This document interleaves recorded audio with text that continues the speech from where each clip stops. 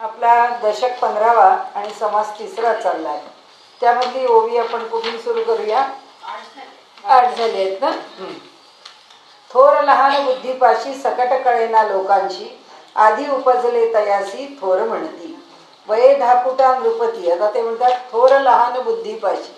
लहान मोठे पण तुम्ही वयाप्रमाणे धरू नका, बुद्धीप्रमाणेच अपेक्षित आहे, त्याच्यापेक्षा दुसरी काही अपेक्षा नाही.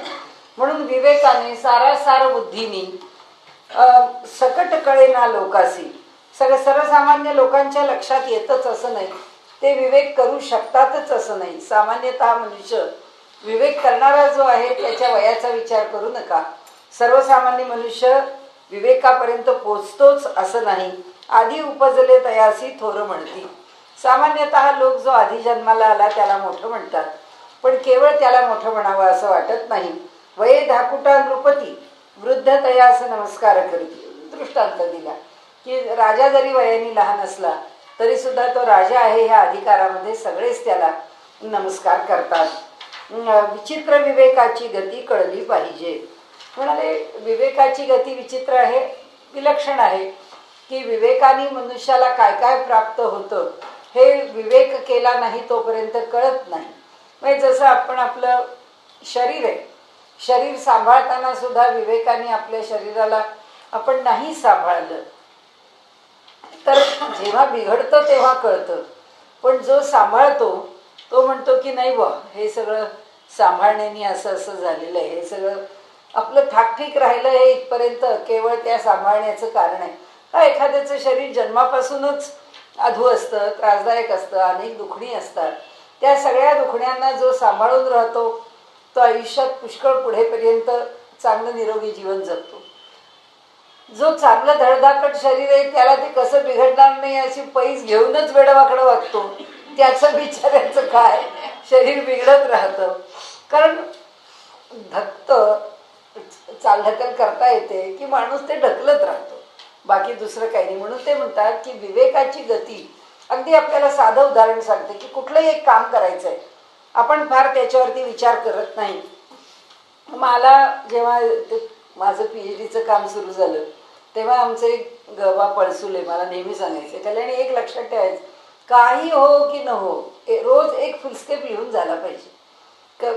तुला वाटलं नाही आज झाला 2 दिवसात तरी, पण रोज एक फुलस्केप लिहायचा हे डोक्यात ठेवायचं आणि काम करायचं. एक फुलस्केप लिहायला किती वेळ लागतो? एक फुलस्केप सहज होतो लिहून म्हणा असं. पण ते म्हणाले म्हणून काय माझा रोज झाला एक फुलस्केप असं नाही आहे. पण त्याच्याबरोबर जेव्हा दुसरं म्हणजे आप्पांचं चरित्र लिहायला आलं तेव्हा लक्षात आलं की आता हे काम होणारच नाही आपलं PhDचं, आणि हे एवढं मोठं काम आहे की आता हे सगळं पुरं होईपर्यंत या कामाला हात लावताच येणार नाही. तेव्हा मात्र मी तो नियम केला की काय वाटेल ते झालं तरी सुद्धा या चरित्राचं काम चालू आहे तर ते एवढे तरी फुलस्केप लिहून झाले पाहिजेत. काय ज्यावेळी जे ठरवावे लागले पुढे पुढे तो खूप ठरवावं लागलं, त्यामुळे असं सांगत नाही की एवढेच लिहायचे. पण आलं शेवटी अशी परिस्थिती आली की त्याच्यात लिहिणाऱ्या सगळ्या लोकांचं कॉन्ट्रीब्युशन काही येईना लवकर. आता ते शेवटी ह्यांचं लिहून काढा, त्यांचं लिहून काढा, त्यांचाही काळ लिहा, असं करत करत तो सगळा ग्रंथच लिहिण्याची वेळ आली. म्हणजे ज्यांनी ज्यांनी त्याचे इनपुट्स द्यायचे ते बाहेरून आलेले इनपुट्स आले, पण आमच्याच लोकांनी जे आमच्या लेखकांचं 5 जणांचं समिती आहे त्यातल्याच लोकांचं लिखाण येईना. म्हणजे माझ्याकडे जो काळ आहे तो तेवढाच काळ मला लिहायचा नव्हता असं नाही. आणि मी लिहित राहिले रोज एक फुलस्केप 2 फुलस्केप काय पहिल्यापासून. तर माझ्या लक्षात आलं की कधी त्याच्यातला पहिला भाग लिहून झाला मला कळलंच नाही, कारण 192 पानं होती त्याची, म्हणजे आता जी झाली आहे ती पुस्तकाची.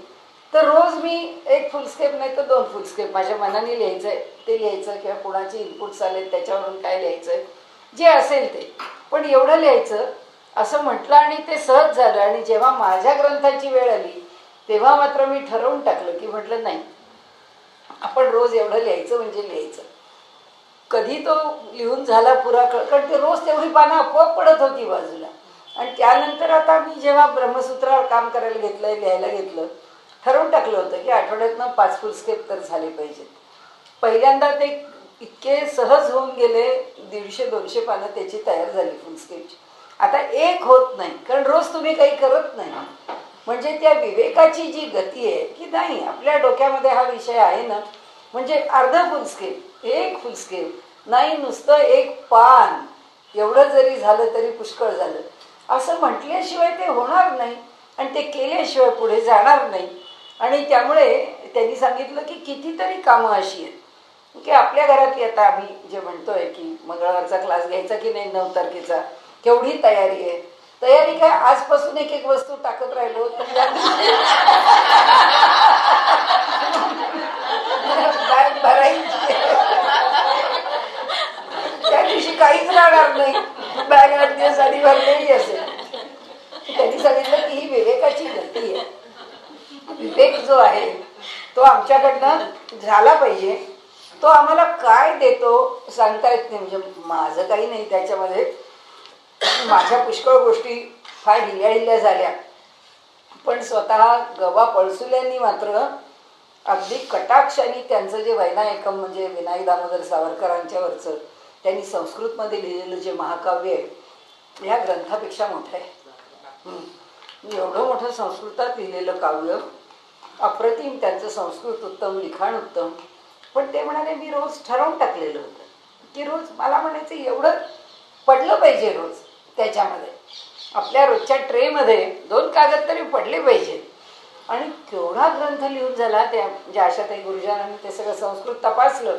त्या म्हणाल्या माझ्या स्पीडपेक्षा त्यांचा स्पीड जास्त आहे, माझ्याकडनं तपासलं जात नाही, मला उशीर लागतो, त्यांना उशीर लागत नाही. सांगायचं असं आहे की विवेकाची गती, एक योजना केली की कसं होत जातं आणि कसं केलं जातं, ते कसं पार पडतं. काम अवघड आहे असं ऐकायला वाटलं तरी सुद्धा त्या कामामध्ये जर अशा प्रकाराने विवेक म्हणजे ज्याकरता जे करावं लागेल ते, ती सारासार योजना जर घडली तर गोष्टी घडून जातात. म्हणजे काय असं सहज माझ्या मनामध्ये आलं की नाही, आपण एक एवढ्या ज्ञानेश्वर महाराजांच्या आणि यांच्या त्यांच्या सगळ्यांच्या आपण ऐकतो 1.25 लाख प्रदक्षिणा घाल, म्हणजे आपण घालाव्या 1.25 लाख प्रदक्षिणा, काय मोठं आहे असं. तरुणपणी आपल्याला काय अवघड आहे. तर योजना कसं घालायचं, कोणत्या खोलीत किती किती मोजायच्या, रोज किती घालायचं, ते ठरवून टाकलं. आणि ठरवून टाकल्याबरोबर ठरवून टाकल्याबरोबर ते तितकं तितकं होत गेलं.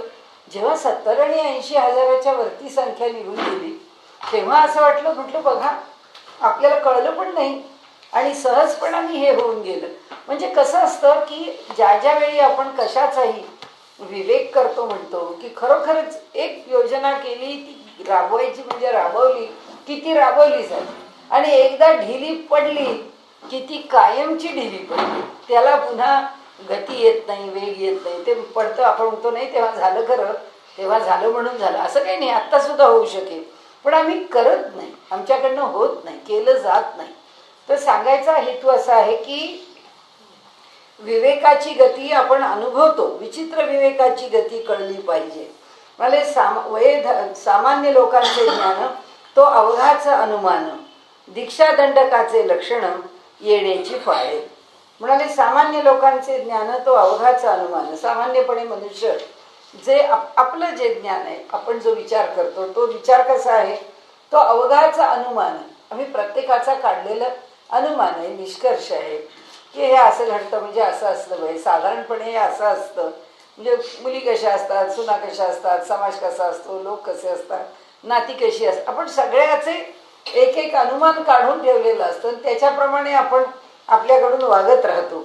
म्हणाले दीक्षादंडकाचे लक्षण येण्याची पाडे.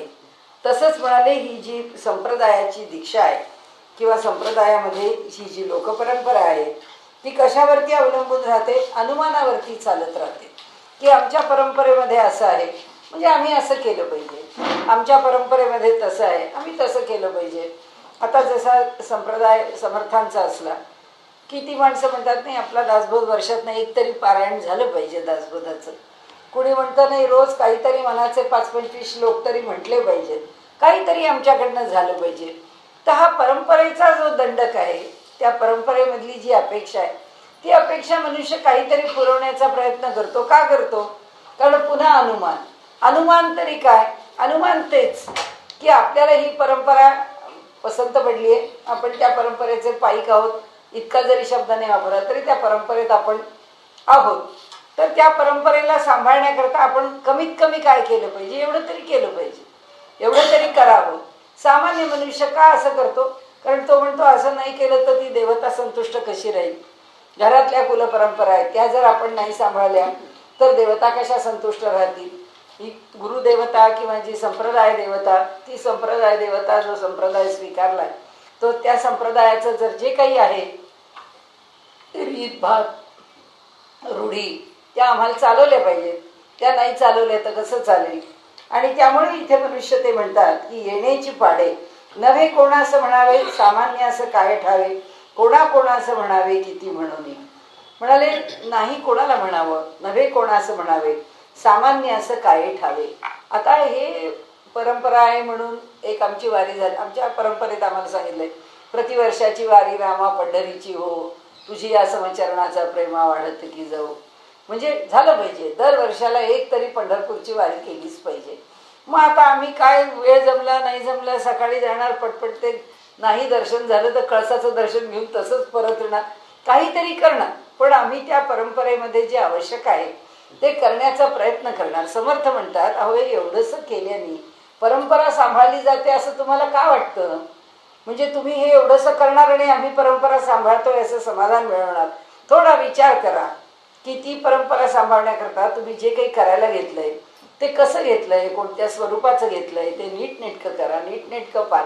माणूस सगळी धावपळ करून इकडचं, त्या आमचे गुरुजी नेहमी म्हणायचे आम्हाला, मी हार्मोनियमला माझ्या साथीला ते तबल्याचे यायचे, तर ते वाजवायला लागलं हार्मोनियम की ते म्हणायचे तो ठेका समजा.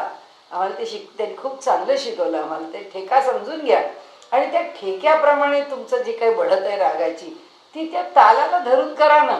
तुमचं म्हणे एकच आहे, तुम्ही आपलं 16 भांड घेऊन येता आणि तिथं नेऊन आपटता. म्हणजे त्यांचं म्हणणं असं की त्या कुठे जिथे तुमची ताल सुरू होतो तिथून तुम्ही एकदा त्या समेवर येऊन ते आपटून ठेवता. बाकी तुम्हाला मधला विस्तार कसा करावा, लईच्या अंगाने कसं जावं, तुम्हाला काहीच कळत नाही. तुम्ही आपलं काही वाजवता मध्ये तिथे शेवटी असं नसतं. म्हणाले त्या तालामध्ये ती चीज का बांधली आहे हे तुम्हाला कळायला नको का? तसं आहे ते म्हणतात इथे मनुष्य संप्रदाय म्हणून स्वीकारतो आणि त्या संप्रदायाचं त्याला काहीच सांभाळता येत नाही, म्हणून तो काहीतरी करून आपलं इकडचं तिकडे करून ठेवून देतो. तर ते म्हणतात ते काही आपल्याला मान्य नाही. आणि किती सांगावं लोकांना. म्हणाले नव्हे कोणास म्हणावे, सामान्य असं काय ठावे, कोणास म्हणावे किती म्हणून. प्रत्येकाला काय काय म्हणून सांगावं, किती गोष्टी त्याला सांगाव्यात. म्हणाले धाकुटा भाग्य असं चढला तरी तुच्छ करीती त्याला. म्हणजे आधी जे आपल्याला माहीत नसतं त्याच्यावरती मनुष्य अज्ञान लपवून आपलं काय आहे ते कसं योग्यच आहे याचा एक साधारणपणे आपल्या मनाला समाधान करून घेऊन व्यापार करत असतो. दुसरं असं ते म्हणतात धाकुटा भाग्य असं चढला, ज्याला फारसं काही माहीत नाही पण तो त्या क्षेत्रामध्ये पुष्कळ मोठा झाला तरी तुच्छ करीती तयाला, या कारणे सलगीच्या लोकांना दुरीत धरावे. आता धाकुटा भाग्य चढला म्हणजे लहान आहे वयाने किंवा त्यांचा अधिकार खूप मोठा आहे. त्यांच्या घरामध्ये राहिलेला मनुष्य अधिकाराला जर पोचला, कुणी पूर्वी असे आश्रयाला येऊन राहत असत आणि जो आश्रित म्हणून राहतो, यांचंच उदाहरण आमच्या पळसुल्यांचं. आमचे पळसुले सुद्धा घरोघर जाऊन, तेव्हा जे माहिती आहेत ना पळसुले, माझ्या आत्याचं मिस्टर हो ना, आत्या आहेत त्या. म्हणजे ही सगळी मंडळी तुमची शांताबाई गोखलेंची नातं आहे. बरं, पण शांताबाई गोखलेंनी त्यांना काय सांभाळलंय आणि त्यांनी त्यांच्याकरता शेवटपर्यंत काय केलंय. म्हणजे ही जी मंडळी आहेत की जिथून आले तिथून कुणाच्या तरी आश्रयाने मनुष्य राहिला, आपल्या घरामध्ये तो मोठा झाला तर त्याचं मोठेपण कुणी मान्य करतं असं नाही. पण ही आता मी सांगणार जे होतं तेच की त्या शांताबाई गोखल्यांचं स्वभाव असा होता की त्या अतिशय दिलदार तर होत्याच, पण त्यांनी आपली एक मुलगीच त्यांना दिली. आणि ते म्हणजे अगदी आत्ता शेवटीपर्यंत सुद्धा एकदा आमच्या SP कॉलेजमध्ये त्यांचा गौरव केला आणि त्यांच्या एका पुस्तकाचा सत्कार केला. तेव्हा त्यांनी सांगितलं की मला माहिती नाही की शांताबाई गोखल्यांनी माझ्याकडे काय बघून त्यांची मुलगी मला दिली. आजपर्यंत म्हणाले मला त्याचं कोडच आहे.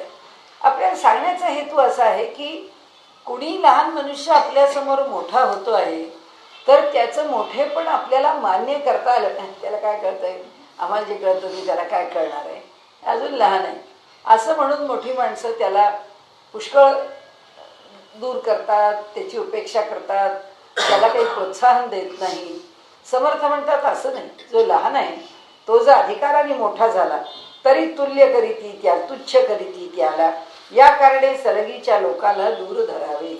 आणि म्हणून म्हणाले जी माणसं जवळची आहेत ती माणसं मोठी झाल्यानंतर समोरची माणसं योग्य वागत असली तर ठीक आहे, आणि नाही तर त्यांना एका अंतरावर ठेवावं. दुसरी पण बाजू आहे ह्याला, की चांगल्या मोठ्या माणसाच्या जवळ येऊन लोक काही विद्या मिळवतात, आणि ती विद्या मिळवून पुरी मिळवतात की नाही माहीत नाही, पण ती मिळवून जेव्हा दूर जातात तेव्हा हे सगळं माझंच आहे असं म्हणतात. म्हणजे हे आम्हीच केलं, हे आम्हीच शोधलं, हे आम्हालाच कळलं, हे आम्हालाच माहिती झालं, आणि असं म्हणून त्या लोकांना तर हजार नावं ठेवून आपलं मोठेपण सांगत बसतात. म्हणजे ह्या पण बाजूनी माणसाला विवेकी राहावं लागतं, की आपण ज्याला शिकवलं, आपण काय शिकवलं, तो कसा पुढे वागणार आहे, किंवा तो कसा वागत असेल तर आपण त्याच्याशी कसं वागावं. या सर्व गोष्टी जे समर्थ म्हणतात इथे त्यांचा जो विषय चाललेला आहे त्या विषयामध्ये त्यांना मांडायची गोष्ट एकच आहे. आपण अगदी मागेपासून पाहतो आहे. आता इथे मनुष्याने आपल्या ठिकाणी कसं ओळखून राहावं त्याकरता हा श्रेष्ठ अंतरात्मा निरूपणामध्ये, या मागच्या निरूपणात तर त्यांनी महंताकरता सांगितलंच आहे, पण इथे सुद्धा महंतच नाही, प्रत्येक माणसाने सुद्धा आपल्या सहवासातल्या माणसांना ओळखूनच व्यवहार केला पाहिजे. आणि त्यामुळे ते म्हणतात नेमस्त कळेना वचन, नेमस्त नाहीये राजकारण, उगेची धरी ती थोरपण मूर्खपणे. म्हणाले ज्यांना नीट अर्थ सुद्धा कळत नाही, नेमस्त कळेना वचन, समोरचा माणूस काय बोलतो ते त्यांना कळलेलं पण नसतं. आपल्याला जर खूप लोक आपण पाहत असतो, काही लोकांची अशी सवय असते, समोरचा माणूस काय बोलला काही कळलं नाही कळलं तरी हो हो नाही नाही काहीतरी करून ते बेधडक पुढे निघून जातात. अरे काय बोलतोय हा माणूस काय नाही. आणि मग जर तेव्हा त्याला म्हणाला की अहो पण तुम्ही उत्तर नाही दिलं, तुम्ही विचारलं पण हो का, तुम्ही प्रश्न विचारला होता का, बरोबर मला वाटलं तुम्ही नुसते संपला विषय, त्याला त्याचं पण काही वाटत. म्हणजे ते म्हणाले की इथे समर्थ म्हणतात की नेमस्त कळेना वचन, कोण समोरचा काय बोलतो या बोलण्याचा धड त्यांना अर्थ सुद्धा कळत नाही. नेमस्त नाहीये राजकारण, निश्चितपणाने इथे काय करायचंय, काय व्यवहार करायचा आहे हे त्यांना कळत नाही. उभेची धरी ती थोरपण मूर्खपणे. पण म्हणाले आपल्या ठिकाणी मोठेपणा मात्र त्यांना पाहिजे असतो. आपण राजकारणात सगळीकडे बघतो की ज्या लोकांची तेवढी ताकद नाही, ज्या लोकांची योग्यता नाही, ज्यांचं सामर्थ्य नाही, तरी सुद्धा त्यांना असं वाटतं की आम्हाला काहीतरी मिळावं, सत्तेचं चांगलं मोठं ठिकाण. त्यांना जर ते मिळालं नाही तर ते जे असंतुष्ट होतात त्या सारखं ते इथे आपल्याला वचन सांगतायत की उगेची धरी ती थोरपणा मूर्खपणा, की आपल्याला त्यातलं काही कळतंय का, आणि आपल्याला मोठेपणा दुसऱ्यांनी द्यायला पाहिजे हा आग्रह धरायला आपल्याकडे काय आहे याचा विचार लोक करत नाही. आणि आपल्या ठिकाणी आपलीच एक फसगत, नेमस्त काहीच कळेना, नेमस्त कोणीच मानिना, आधी उपजले त्या थोरपणा कोण पुसे. म्हणाले त्यांना योग्य असं काही कळत नाही, त्यांना नेमस्त कोणीच मानेना, खरं त्यांना कोणी मानत नाही. आधी उपजले त्या थोरपणा कोण पुसे, जो फक्त आधी जन्माला आलाय म्हणून किंवा आम्ही सिनियर आहे म्हणून. आता राजकारणात पाहतोय आपण, जो उठतो तो आपल्या सिनियरिटीचा फायदा घेऊन काहीही वक्तव्य करत सुटतो, आणि त्या प्रत्येक वक्तव्यानंतर आपली फसगत झाली आहे हे लक्षात आलं तरी सुद्धा बोलायचं कोणी थांबत नाही. आपल्या परीने जे बोलायचं ते बोलत राहतात, आपल्या परीने जे सांगायचंय ते सांगत राहतात, बदनामी करायची ती करत राहतात. आणि म्हणून त्यांनी सांगितलं इथं की असाच समाज असतो, लोक असेच असतात. म्हणजे आता शेवटी त्या प्रणव मुखर्जींना सांगावं लागलं काँग्रेसवाल्यांना की अहो तुम्ही काय बोलताय, काय वागताय, काही त्या वागण्या बोलण्यात तरी काही अर्थ आहे का. नेमस्त कोणीच मानिना, आधी उपजले त्या थोरपणा कोण पुसे, केवळ तुम्ही मोठे आहात. अगदी काँग्रेसच्या राजवटीपासून आज भाजपाची राजवट आली तरी लालकृष्ण अडवाणी नेहमीच कॉन्ट्रोवर्शियल स्टेटमेंट करतात, कधीच योग्य स्टेटमेंट केलं नाही, कधीच योग्य बोललेली, सगळ्या भानगडीच भानगडी. आता तर आमचे साहित्य संमेलनाच्या अध्यक्षांनी तर अगदी टोकच गाठलं, काय वाटेल ते बोलून काय वाटेल ते बोलून मोकळे झाले. आणि आता शेवटी सुद्धा त्यांनी सांगितलं की हा जो ह्याचा वाद आहे ना, सीमावाद, तर ते म्हणजे तुम्ही केंद्रशासितच करा आणि बाकी आता काही दुसऱ्या विचारच करू नका. ज्याला जे वाटतं ते तो बोलत सुटतो. आणि का तर आता अध्यक्षपदावर बसले म्हणून, कारण अध्यक्षपदावर बसल्यावर काही बोलण्याचा अधिकार आहे मनुष्याला. तसेच शरद पवारांनी सुद्धा स्टेटमेंट्स केली आत्ताच्या त्यांच्या परवाच्या भाषणामध्ये. नेमस्त काहीच कळेना, नेमस्त कोणीच मानेना, आधी उपजले त्या थोरपणा कोण पुसे. म्हणाले तुम्ही आता मोठे अध्यक्ष झालात म्हणून काय झालं, तुम्ही कोणी मोठे आहात, तुमचं मोठे पण तेव्हाच विचारलं जाईल. म्हणजे दुर्दैव असं आहे, मला वाईट वाटतं या लोकांचं, की इतक्या आधीच्या काळापासून तुम्ही या पक्षामध्ये राहिलेले लोक आहात. आता तुमचं वय 85-86 वर्षाचे तुम्ही. आता अटल बिहारींच्या नावावरती एवढ्या योजना तयार होत आहे आणि दुर्दैवाने तुम्ही हे असं वागून तुमचं काही नाव ठेवायचं, हे मागे ठेवून जायचं आहे असं जर तुम्हाला वाटतं, वागानं नीट. काय बिघडलं, तुमचाच त्याच्यामध्ये लाभ आहे, लोकांचा लाभ आहे, पक्षाचा लाभ आहे. होणारी सगळी जी पक्षाची मेहनत फुकट जाते ती जाणार नाही. पण माणसाकडे विवेकच नसतो, काय करणार तुम्ही त्याला. त्यामुळे थोरपण कोण पुसे, वडिला वडीलपण नाही, धाकुट्या धाकुटपण नाही, ऐसे बोलती त्यास नाही शहाणपण. उलट म्हणाले असं म्हणतात की काय लोक आहेत ही, आपल्याला विचारत नाहीत, मोठ्यांना मोठं म्हणून मान देत नाहीत, स्वतः लहान आहेत ते लहानपण लक्षात घेत नाहीत, आपल्या मनास ऐसे बोलती त्यास नाही शहाणपण. आणि या सगळ्या लोकांना काही शहाणपण नाही आहे. ही माणसं आपल्या मनानेच काहीतरी व्यवहार करत बसलेली आहेत. ह्यांना कुणी मानावं, ह्यांना कसं मानावं. आता ह्या सगळ्या प्रकारांना जर आपण पाहिलं तर आपल्या असं लक्षात येतं की मनुष्य आपल्या ठिकाणी फक्त नावं ठेवतो. मोठ्याला मोठेपण द्यायला त्या मोठ्याने मोठ्यासारखं वागायला पाहिजे. तो जर मोठ्यासारखा नाही वागला तर समोरचा मनुष्य त्याला मान देणार नाही. आणि मान हा द्या म्हणून काही मिळत नसतो. मान आपला आपण आपल्या कर्तृत्वाने मिळवायचा असतो, आपल्या वागण्याने मिळवायचा असतो. त्यामुळे मला कोणी मोठं म्हणा असं म्हणून कुणी कोणाला मोठं म्हणत नाही. म्हणून ते सांगतात की ते लोक मात्र कुणी आपल्याला विचारत नाही म्हटल्याबरोबर तिसरंच काहीतरी बोलून आणखीन आपली पत कमी करून घेतात. म्हणजे त्यांना प्रत्येक वेळी संधी द्यायला जावं तर हे भलतंच काहीतरी बोलून पुन्हा एक भानगड उपस्थित करून ठेवून देतात. गुणे विण वडीलपण हे तो अवघेच अप्रमाण, गुणाशिवाय मोठेपणा हे अप्रमाण आहे असं होऊ शकत नाही. केवळ मोठे आहेत म्हणून मोठेपण नाही. वयाचा मान सगळेच देतात, सगळ्यांनाच देतात. वयाचा मान देऊन आपल्याला आपली बूज राखली आहे हे समजून शहाणपणाने गप्प बसले तर ते आणखीन आदराला पात्र होते. तसं होत नाही. समोरच्यांनी मान दिला, वयाकडे बघून त्यांचा आदर केला तर तो जेवढा आदर मिळायचा तेवढाच मिळेल ना. कारण तो वयामुळे मिळणारा आदर आहे, तो गुणांमुळे मिळणारा आदर नाही आहे. त्यामुळे तो त्याच्यामुळे मिळणारा आदर मिळालेला आहे, आपण गप्प बसावं, आपण कशाला जास्त बोलावं. पण तसं होत नाही मनुष्याचं. तर म्हणाले गुणे विण त्याची प्रचित प्रमाण थोरपणी. म्हणाले इथे जरा लहान आणि मोठे या दोघांच्या मध्ये हा जो थोरपणा आहे गुणांच्यामुळे मिळणारा, तर त्याला मला कोणी आदर द्या असं म्हणायला ऐसे बोलती त्यास नाही, हे तो त्याची प्रचिती प्रमाण थोरपणी. त्याच्या अनुभवाच्या शिवाय त्याचं जे मोठेपण आहे ते मोठेपण, त्याला जे वाटतं मला मोठेपण द्यावं ते मोठेपण त्याला मिळू शकत नाही. तथापि वडीला असं मानावे. समर्थ म्हणतात ह्या सगळी वस्तुस्थिती आहे, याबद्दल वाद नाही. परंतु तरी सुद्धा जे मोठे आहेत त्यांना मानच द्यावा. वडिले वडीलपण जाणावे.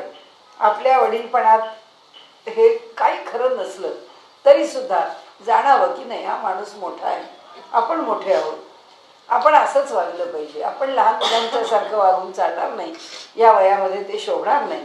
वडिले वडीलपण जाणावे हे नेणता पुढे कष्टावे थोरपणी.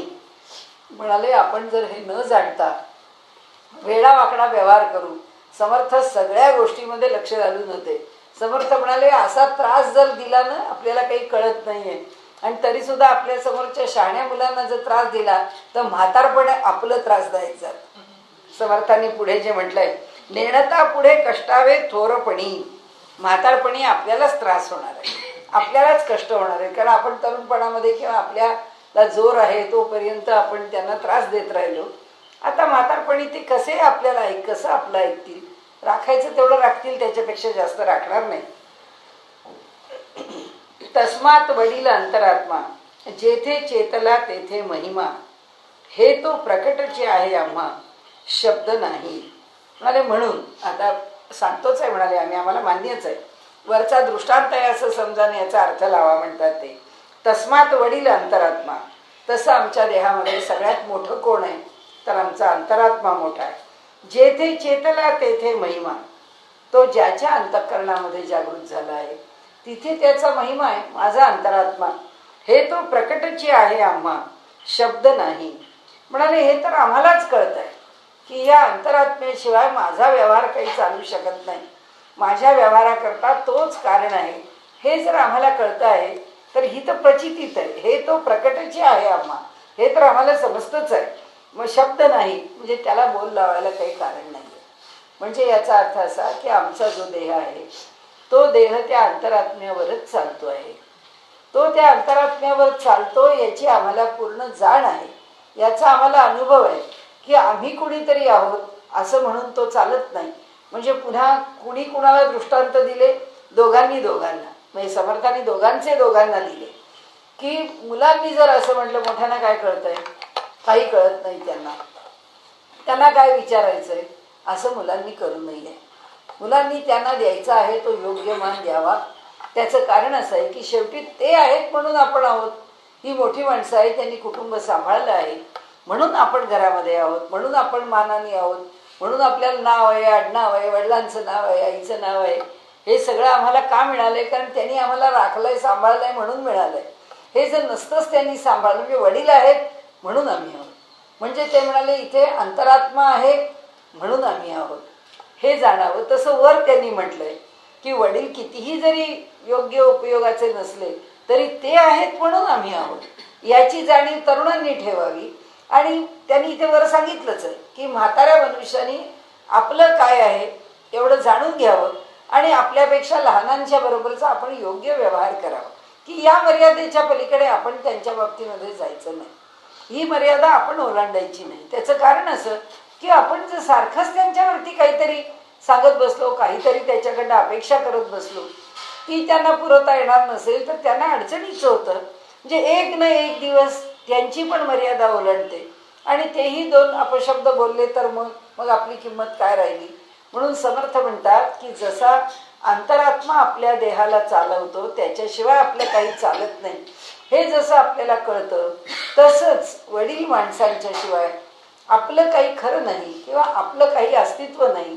त्यांना सांभाळल्याशिवाय आपल्या कर्तृत्वाला मोठेपण नाही, हे पण मनुष्याने समजून घ्यावं. म्हणून तस्मात या कारणे कोणी एके शहाणपण शिकावे विवेके, विवेक न शिकता तुके तुटो न जाती. म्हणाले याच्याच करता म्हणाले आपल्याला सांगतो की व्यवहार करताना सांभाळून व्यवहार करावा. अगदी साधी गोष्ट, मी गेल्या वर्षी हैदराबादला गेले होते. माझ्या म्हणजे त्यांच्या त्या 7 बहिणी, आमची खूप मैत्री, आम्ही ते घराच्या शेजारी राहणार आहे पहिल्यापासून, आई वडील वगैरे. आणि तिच्या खूप मला ती म्हणाली अगं तू आली आहेस मंगलताई माझ्या घरी, ये राहायला, ये असं कर तसं कर. म्हटलं हो येईन. आणि तिची सासू त्या आमच्या याला येत असे त्या पारायणाला, म्हणजे संध्याकाळी प्रवचन सकाळी पारायण असेल तर त्या पारायणाला त्या यायच्या. तर त्या म्हणजे माझ्या त्या चांगल्या मैत्रीण आहेत आणि हैदराबादमधली मोठी माणसं आहेत. मी असं काही कोणी कुणाला खोटं सांगणार आहेत अशातली नाही. त्यांनी सांगितलं अहो काय सांगायचं बरं, ही पण खूप मोठी, म्हणजे हिचा नवरा तर सुपर स्पेशलाइज, त्यांनी सगळं क्वालिफिकेशन परदेशातनं मिळून आलेलं आहे आणि मोठा न्यूरोसर्जन आहे. म्हणजे तो जगातला इंटरनॅशनल लेवलवरचा मोठा न्यूरोसर्जन आहे. हे इतकी मोठी सगळी माणसं आपापल्या परीने.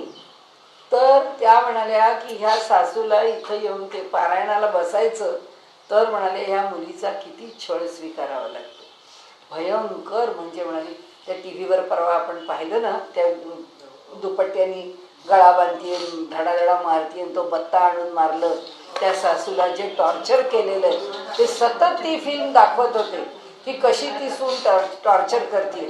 अहो तशीच ही मुलगी टॉर्चर करते. त्यांनी सांगितलं त्या सासूला इतकं टॉर्चरिंग आहे.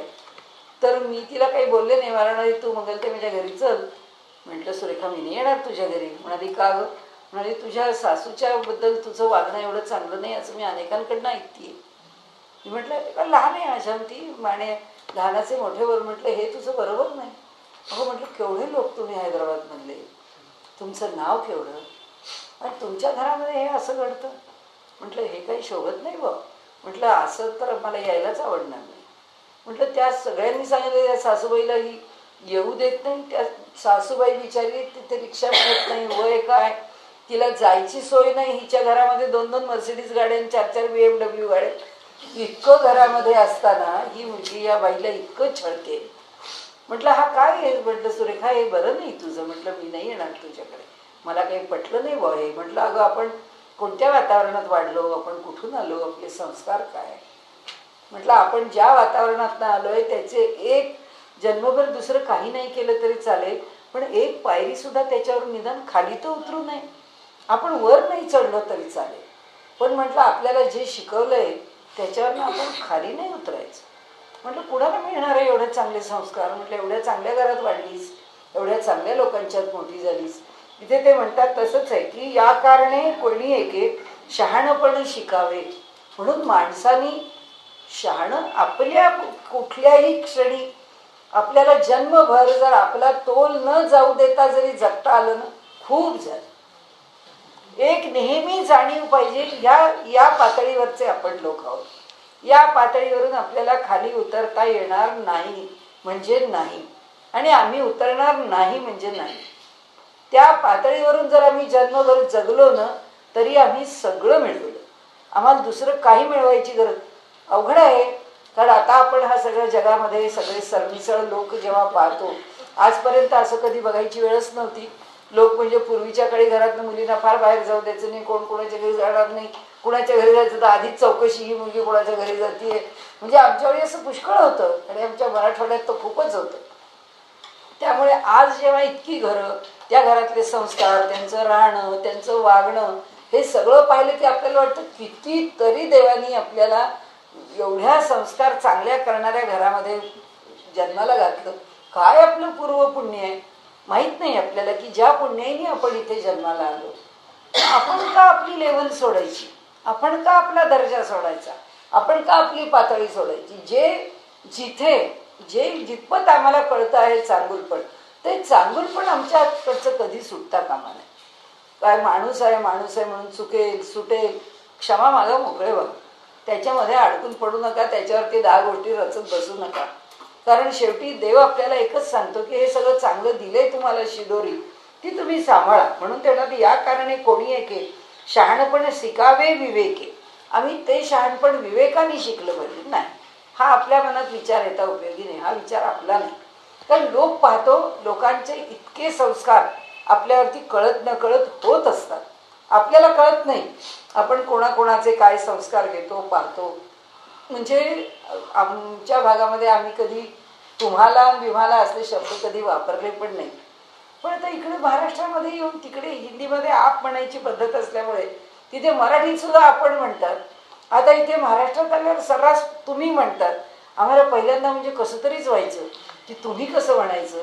आता काय, आता आमची पण जीभ सरावली. त्याचं कारण असं की संस्कार झाला.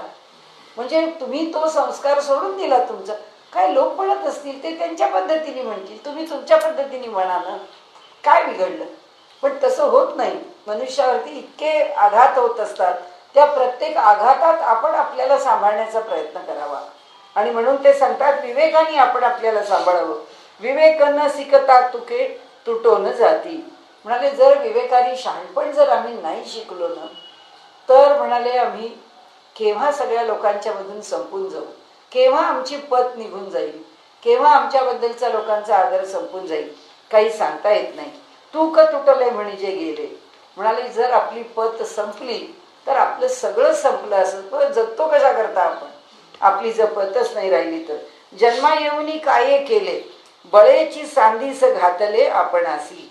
आणि म्हणाले आम्ही जर खरंच वेडेवाकडे वागत राहिलो तर आम्ही आपल्या हातानेच आपल्याला कुठेतरी कोपऱ्यात टाकून दिल्यासारखं आहे.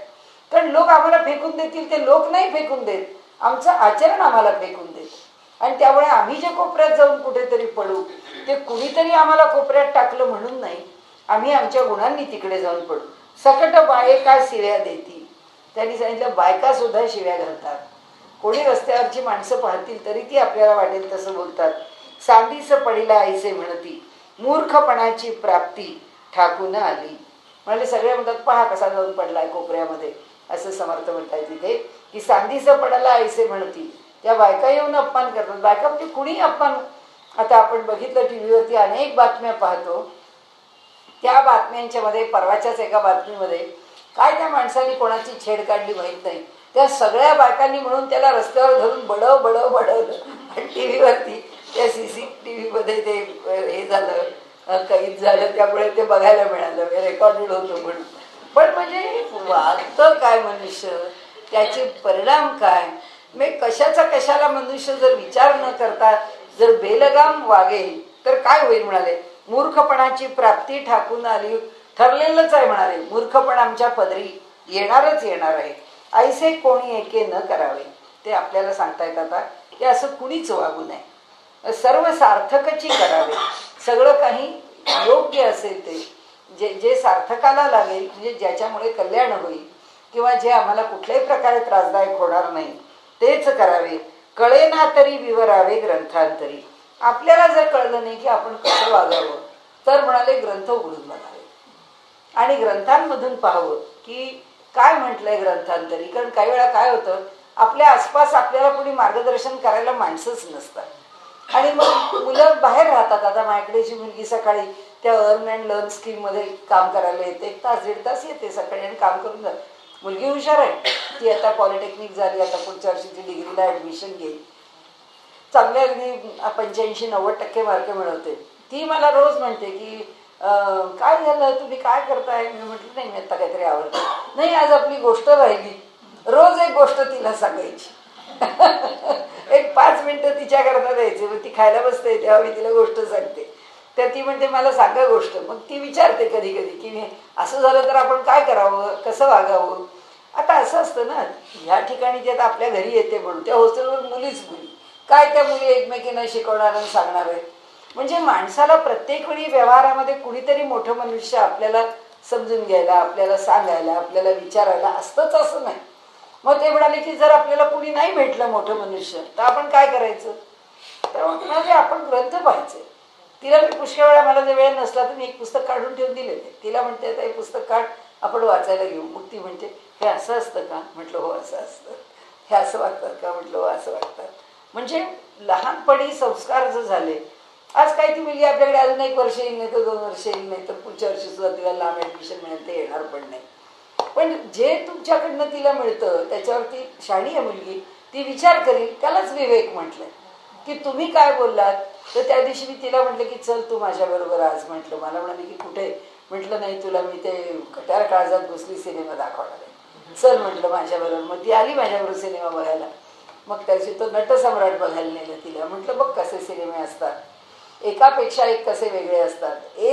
एका सिनेमामध्ये म्हटलं चांगल्या गुणांचं उदात्तीकरण केलंय आणि दुसऱ्या सिनेमामध्ये म्हटलं इतका चांगला लेखक लाभलेला, त्यांनी इतकं चांगलं लिहिलेलं, त्याचा म्हटलं विचका केलाय. म्हटलं सिनेमा बघायला गेलीस की असा सिनेमा बघत जा लक्ष देऊन की त्या सिनेमामध्ये काय म्हटलंय, काय सांगितलंय, कसं केलंय, कसा विचार केलाय. म्हटलं आपल्याला आपल्याला तर सिनेमा काही 3 तास वेळ नाही जात म्हणून आपण काही बघायला जात नाही. आपल्याला त्यातनं काहीतरी मिळालं पाहिजे किंवा ते काय करतायत ते आपल्याला कळलं पाहिजे. आताचा सुद्धा हा त्यांनी चांगला काढलाय देऊळ बंद सिनेमा. त्याच्यामध्ये सुद्धा काही बंदिस्त काढलाय. मला तर त्याचं इतकं कौतुक वाटलं. कुठे शॉर्ट सुद्धा किंवा सेट सुद्धा इकडचा इकडे लावला नाही. अगदी त्या साचेबंद त्यांनी सेट लावलेला की जेवढी आवश्यकता आहे तेवढंच. म्हणजे म्हणजे माझ्या कल्पनेत सुद्धा मला वाटलं की हे शेवटी बहुतेक शेवटचा पुन्हा एकदा त्या विज्ञान भवन किंवा काय जे त्यांचं जिथे ते रिसर्च चालत असेल त्या इन्स्टिट्यूटचा पुन्हा एकदा शॉट दाखवतो. तो सुद्धा त्यांनी दाखवला नाही. त्यांनी फापट काही दाखवलं नाही. उलट मोठं डेअरिंग केलं की कर्करे आणि ह्या सगळ्यांची नावं घेतली आणि दहशतवाद असा म्हणजे आतंकवाद असा संपवावा लागतो. हे ते खरं जुनी आहे ती संकल्पना. कारण त्या आपल्याकडे जे ह्याचं मंदिर आहे ना, आपलं ह्याचं ओंकारेश्वराचं. त्या ओंकारेश्वराच्या मंदिरामध्ये पहिल्यांदा आतंकवादाचा त्रास सुरू झाला तेव्हा त्यांनी अफजल खान आणि शिवाजी महाराज केवढं मोठं ह्या हॉल एवढं चित्र काढलं होतं आणि त्या चित्राच्या खाली लिहिलं होतं की शिवाजी महाराज त्याला मारतायत, जे अफजल खानाच्या वादाचा आतंकवाद असा संपवावा लागतो. हां, अगदी तेच वाक्य त्यांनी त्या सिनेमामध्ये इतक्या वर्षांनी घेतलं. अर्थात त्याचं बघून ऐकून घेतलं असं नाही, पण खूप चांगलं लिखाण, खूप चांगलं काम. म्हणजे शेवटी काय आहे की हे सगळं कुणीतरी कुणाला तरी शिकवावं लागतं. की जर लहानाला जर मोठ्यांनी नाही शिकवलं तर ती लहान मुलं कशी शिकतील.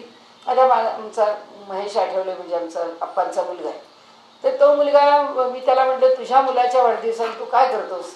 म्हटलं तू मुलाला खूप चांगलं वाढवलंस, तुला जसा मुलगा हवा आहे, तुला त्याच्याकडून जे जे पाहिजे आहे ते तू सगळं त्याला त्या पद्धतीने शिकवलेस, मग त्याचा वाढदिवस कसा करतोस म्हटलं तू मला सांग.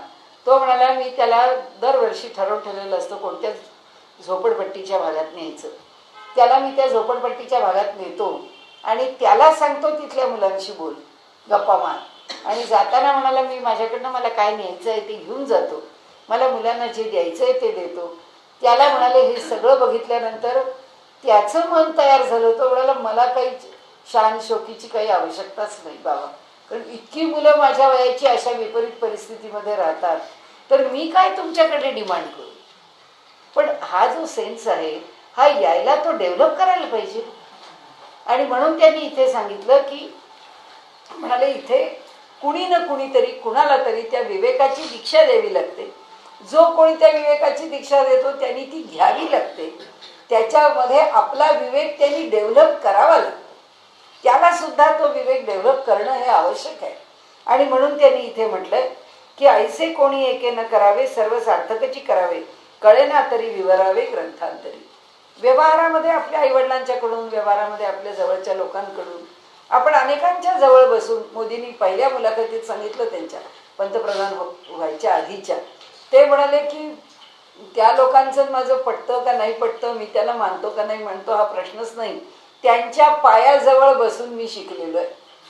त्यांनी असं नाही म्हटलं त्यांनी माझ्यावर संस्कार केले, त्यांनी सांगितलं मी त्यांच्या पायाजवळ बसून शिकलोय, त्यांनी मला त्यांच्या जवळ बसवून शिकवलेलं आहे. त्याच्याशिवाय माणसं घडत नाहीत, माणसं तयार होत नाहीत. माणसं तयार करायला लागतात. समर्थांच्या डोळ्यापुढे ते आहे की प्रत्येक ठिकाणी माणूस घडवावा लागतो आणि जो आपल्या सहवासात येतो त्याला जितकं शक्य आहे तितकं आपण घडवावं. त्या माणसाला त्याचे लाभ आहेत.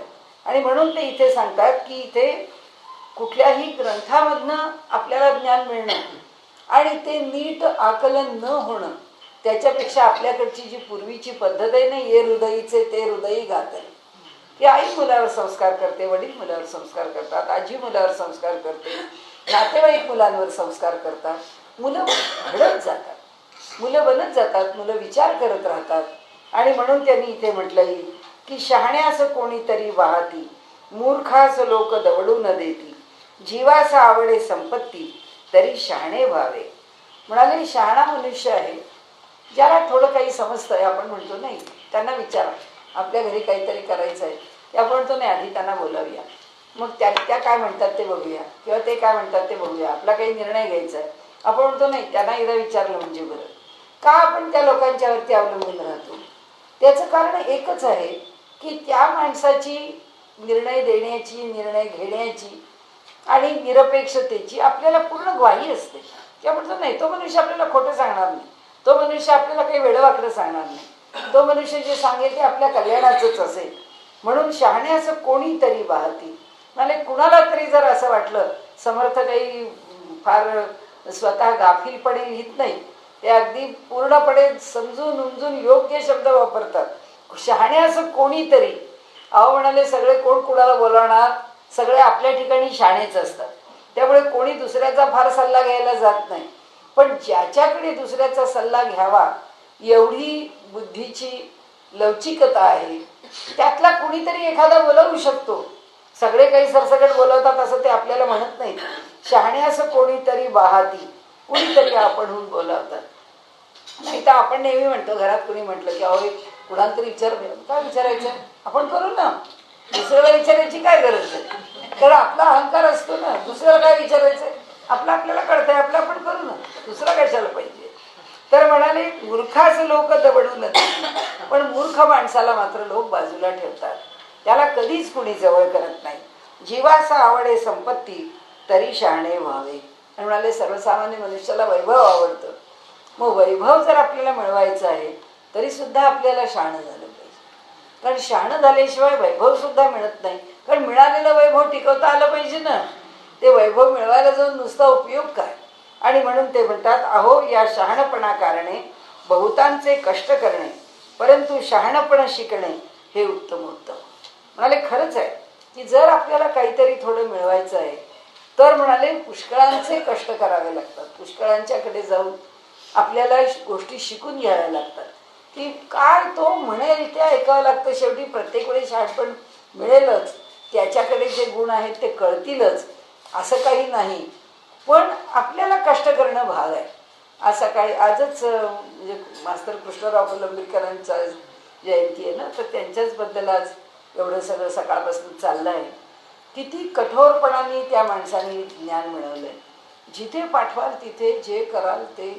आणि विशेष वाटलं म्हणजे मला आज त्यांचं चरित्र नाही माझ्याकडनं वाचण्यात आलं, पण यांचं वाचलेलं बखले बुवांचं, त्यांच्या गुरूंचं, त्यांचा थोडा उल्लेख आहे. पण उल्लेख असा आज कळला की कोणत्याही नाट्यसंगीताची चाल मास्तर कृष्णरावांनी एक दिली नाही कधी. मास्तर कृष्णरावांनी 3 नाही तर 4 चाली किंवा ते घोटून घ्यायचे. म्हणजे मला कौतुक वाटलं सगळं. म्हटलं आपल्याला काही कळत नाही, या महाराष्ट्रात किती मोठी माणसं होऊन गेली.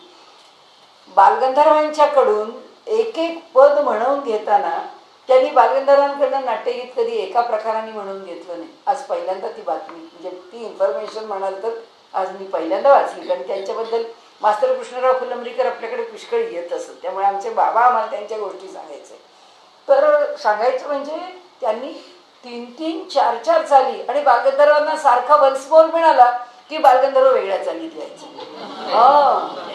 म्हणजे बालगंधर्वांना 3-3 वेळा वंसमोर मिळू दे, 4-4 वेळा मिळू दे, कधी पहिली तान रिपीट व्हायची नाही.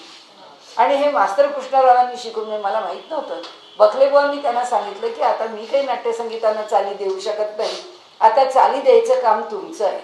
तर त्यांनी कधी एक चाल किंवा एका पद्धतीने नाट्यसंगीत घटवून घेतलं. केवढी मेहनत आहे. त्यांना काय करायचंय. त्या बालगंधर्वांना एकदा एक पद शिकवून दिलं, मोकळे झाले ना, ते गातील. पण नाही, इतक्या प्रकारांनी शिकवून म्हणजे काय जे आहे ना आपल्याला काही समजत नाही. आपण सगळं महाराष्ट्रामध्ये घालवलंय, बाकी काही. अहो या शहाणपणा कारणे बहुतांचे कष्ट करणे, परंतु शहाणपण शिकणे हे उत्तम होतं. कारण इतक्या प्रकाराने गाता येणं शक्य. सगळ्या घराण्यांची गायकी गळ्यात त्यांच्या मास्तर कृष्णरावांच्या. का नाही त्यांना इतक्या तऱ्हेने गायला शिकवता येईल. आणि खरं तर सांगायचं तर होतेच बालगंधर्व मोठे. त्यांनी जे काही शिकवलं, आता इतक्यांची नाट्यसंगीत आपण ऐकतो, पण बालगंधर्वांच्या स्वरातून जो स्वर पुढे जातो, शब्दातून जो शब्द पकडला जातो, ती जी लय आहे कुठेही ऐकायला मिळत, कुठेही नाही. ना शास्त्रीय संगीत ऐकताना, ना नाट्यसंगीत ऐकताना, ना आपल्याला म्हणजे साधं भावगीत किंवा जे सामान्य संगीत आहे की लोकसंगीतासारखं कुठेतरी त्याची ती गंमत कोणाच्या तरी गळ्यामध्ये चढली नाही. म्हणजे मला आज असं वाटलं की बालगंधर्वांच्या गळ्यामधली ती जी गंमत आहे ती बहुतेक मास्तर कृष्णरावांनी चढवली त्यांच्या गळ्यात. केवढा मोठा मनुष्य. एवढं करून पुन्हा कुठे टिमकी नाही हो की बालगंधर्वांना मी शिकवलं. बालगंधर्वच मोठे, शिकवणारा पुन्हा पुढे येतच नाही. जो बहुतास मानला तो जाणावा शहाणा झाला, जनी शहाण्या मनुष्याला काय उणे. म्हणाले जो बहुतास मानला, जो अनेकांची मर्जी राखतो, ज्यांना मानतो म्हणजे त्यांना मान देतो आणि याचं काय चांगलं आहे ते घेतो, विषय सोडून देतो, तो जाणावा शहाणा झाला, जनी शहाण्या मनुष्याला काय उणे. म्हणाले ज्याला हे समजलं की समर्थांचं सोप्या शब्दात हेच मान्य करायचं तर राखावी बहुतांची अंतरे, भाग्य येते तदनंतरे. हे म्हणतात तसं सगळ्यांचं ठीक आहे. कोण काय म्हणतो ठीक आहे, चला ऐकून घ्या, त्याच्या पुढे आपण काही बोलायचं नाही. काय आपल्याला पाहिजे ठीक आहे, तुम्ही काय म्हणता चला तुमच्या म्हणण्याप्रमाणे. पण बदलत जाते, परिस्थिती बदलते, समोरची माणसं बदलतात. आणि त्याच्याकरता मी माझ्यापुरतं एक धोरण ठेवलंय की समोरचा माणूस काही पुष्कळ एखाद्याला काहीतरी इकडे इकडे काहीतरी बोलतो व्यवहारामध्ये, कधी संस्थांची कामं करताना, ते सगळं बोलणं जरा आपल्या डोक्याच्या वरती झालं की आपल्याला हे नाही झेपणार. मी त्यांना म्हणते आपण आता इथे थांबूया का, आणि आपण जिथे मागे हा विषय सुरू केला तिथे जाऊन थांबूया, मधलं सगळं सोडून. चला द्या, तुम्ही सोडा ना आम्ही सोड, नकोच ती भानगड. म्हणजे तुमच्या बोलण्यावरनं तुम्हाला उद्या त्याचा पश्चाताप झाला ना, उद्या तुम्ही, असे लोक असतात संस्थेमध्ये, असा अनुभव नेहमी येतो की समोरच्या माणसाला खूप काही काही बोलतात आणि मग पत्र लिहितात, मला तेव्हा खूप राग आला होता म्हणून मी तुम्हाला असं असं बोललो, आता मी तुमच्याकडे क्षमा यायचं, माझं सगळं वागणं चूक आहे, माझं असंच आहे. अरे कशा करता, आधी असं वागूही नाही, मग पुन्हा पत्रही लिहू नये. ह्या सगळ्या भानगडींपेक्षा तुम्ही पत्रही लिहू नका, असं वागूही नका. तिथेच आपण त्या मागच्या तिथे वाक्यावर थांबू बस. आपल्याला हे सगळं पुढचं जे तुम्ही वादविवादाचा मुद्दा उपस्थित केला ना, आपण त्या मुद्द्यावरती यायलाच नको. आपण त्या पहिल्या वाक्यावरनं पुढचा आपले संबंध आता तिथून पुढे शक्यतो संबंध तुटायला आपण कारणीभूत होऊ नये असं समजून आपण विषय मागे न्यावा, पुढं चालावं. आपले हित न करी लौकिकी, तो जाणावा आत्मघातकी. म्हणजे आपल्या हिताचं ज्याला समजत नाही लौकिकामध्ये, आपल्याला सगळ्या बाजूनी लक्षात येतं की आपण आपलं हित लक्षात घेत नाही, तो जाणावा आत्मघातकी, तो नेहमी आपला घात करून घेतो. समर्थ म्हणतात लोक राखतच राहिलं पाहिजे, लोकांना सांभाळतच राहिलं पाहिजे. आपल्याला लोक पटताहेत आणि आपल्याला वाटतं असं असणारच नाही, कारण आपल्याला जे वाटतं ते समोरच्याला कसं वाटेल, आणि त्याला जे वाटेल ते तरी आपल्याला वाटतंय का? तो जर काही म्हणाला तर आपल्याला ते पटतंय का? नाही पटत. प्रत्येकाला काय वाटतं हे पुन्हा वेगळंच आहे, आणि त्यामुळे माणसांना सांभाळण्याखेरीज दुसरा पर्याय आपल्याकडे शिल्लकच उरत नाही. आणि म्हणून ते म्हणतात या मूर्खा एवढा पातकी अनेक नाही. म्हणाले असा जर वेडेपणाने तो आपला प्रत्येक वेळी घात करून घेत राहिला तर याच्यासारखा दुसरा पापाचरणी मनुष्य नाही असं म्हणावं लागेल. आपण संसारी कष्टतो, लोकाकरवी रागे जो न घेतो, जनामध्ये शहाणा तो ऐसे न करी. हा म्हणाले प्रपंचामध्ये हा तर आपला अनुभव नाही, हा तर आपला स्वतःचा एक निर्णय आहे की आम्ही एवढे कष्ट करत राहतो, फुकट आम्हाला लोकांच्याकडनं शिव्याच खायला लागतात. आम्हाला कधी त्याच्याबद्दल आम्हाला कुठलं क्रेडिट मिळतंय, कशाचं क्रेडिट मिळत नाही. उलट लोकांच्याकडनं आम्हाला काही ना काहीतरी हे असंच झालं नाही, ते तसंच झालं नाही, हे लोक असंच करतात, ते लोक तसंच करतात, अशी म्हणाली निंदाव्यंजक शब्द ऐकावे लागतात. असं म्हणाले माणसाला वाटतं. कुणाला वाटतं? की जो प्रपंचामध्ये योग्य विवेकाने विचार करत नाही त्याला. जो आपलं काम करून मोकळा होतो दूर जातो त्याला हे वाटतच नाही. तुम्ही मला काय चांगलं म्हणा का तुम्ही मला वाईट म्हणा, तो म्हणतो जे म्हणाल ते म्हणा, जे करायचंय ते करावं, आपण पुढे जावं. म्हणून लोकांकरवी रागे जो न घेतो, लोकांच्याकडून तो बोलून घेतो, जनामध्ये शहाणा तो ऐसे न करी. पण जो मनुष्य चतुर आहे, जो मनुष्य विवेकी आहे, तो मात्र असं करत नाही. तो आपल्या पुरता योग्य प्रकाराने व्यवहार करत राहतो, त्याच्या पलीकडे तो जात नाही. साधका शिकविले स्वभावे, मानेल तरी सुखे घ्यावे. आता त्यांनी समर्थ आता आपल्याला म्हणताय, ते म्हणतात तुम्ही सगळे साधक आहात, तुमचं चांगलं कशात आहे हे मला कळत आहे, म्हणून तुमच्या भल्याकरता मी तुम्हाला सांगतोय. तुम्हाला वाटलं तुम्ही घ्या, नाही वाटलं घेऊ नका. मानेल तरी सुखे घ्यावे, माने ना तरी सांडावे एकीकडे. नाहीतर मी सांगितलंय ते एका बाजूला द्या फेकून, त्याच्याकडे बघू सुद्धा नका. ते नाही पटलं तर सोडून द्या. तुम्ही श्रोते परमदक्ष, तुम्ही सर्व श्रोतेजन अगदी दक्ष आहात. अलक्ष असं लाविता लक्ष, तुमचं लक्ष त्या परमात्म्याकडे आहे, हे तो सामान्य प्रत्यक्ष जाणत असा. म्हणाले ही गोष्ट तर काय व्यवहारातली आहे, ही तर तुमच्यासारखे लोक जाणतच असतील, पण तरी सुद्धा मला वाटलं म्हणून मी तुम्हाला सांगितलं. वाटलं घ्या, नाही वाटलं सोडून द्या.